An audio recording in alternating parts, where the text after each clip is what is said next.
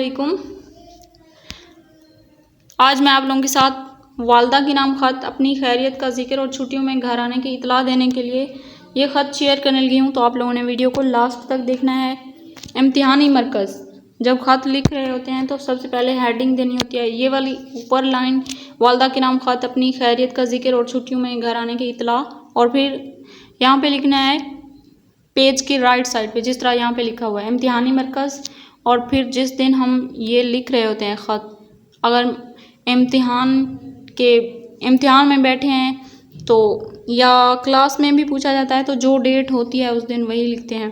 मोहतरमा अम्मी जान अस्सलाम वालेकुम, ये वाला साइन डालना है, इसे इंग्लिश में कहते हैं एक्सक्लेमेशन मार्क्स।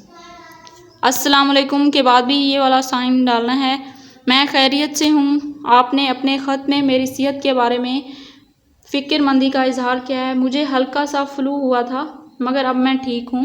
उम्मीद है 9 जून तक तातीलात हो जाएंगी। तातीलात का मतलब होता है छुट्टियाँ, और मैं फ़ौरन आपकी खिदमत में पहुँचने की कोशिश करूँगा और घर आकर अब्बा जान का हाथ पटाऊँगा।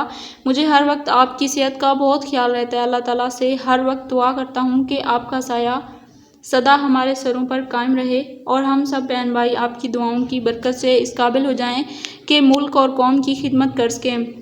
मैं हर नमाज में आपके लिए दुआ मांगता हूँ। अब्बा जान की खिदमत में सलाम। अम्मी जान आपकी दुआओं से ही मैं जमात नहम में पहुँचा हूँ और आइंदा भी मेरी कामयाबियों के लिए आपकी दुआएं अहम हैं। वस्सलाम, आपका बेटा अलिफ बे जीम। यहाँ पे क्योंकि नाम नहीं लिखते पेपर में, अलिफ बे जीम ही लिख देते हैं। तो उम्मीद है कि आप लोगों को ये वीडियो अच्छी लगी होगी। अगर वीडियो अच्छी लगी है तो लाइक करें, अपने दोस्तों के साथ शेयर करें।